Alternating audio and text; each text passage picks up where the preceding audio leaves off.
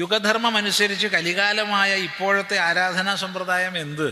ഇപ്പോൾ എന്തൊക്കെയാണോ ഉള്ളത് അതൊക്കെ തന്നെ ഭംഗിയായി തുടർന്നോളുക. കാലത്തിനനുസരിച്ച് വരുത്തേണ്ട മാറ്റം കൂടി ആലോചിച്ച് വരുത്തുക. കലിയിപ്പൊന്നും ഇന്നലെയും തുടങ്ങിയതല്ലല്ലോ.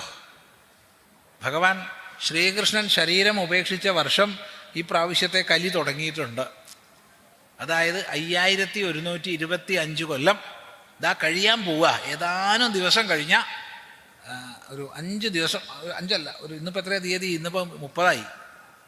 2 ആഴ്ച കൂടി കഴിഞ്ഞാൽ 5126 ആവും. ഇനിയും കലി എത്ര കാലമുണ്ട്?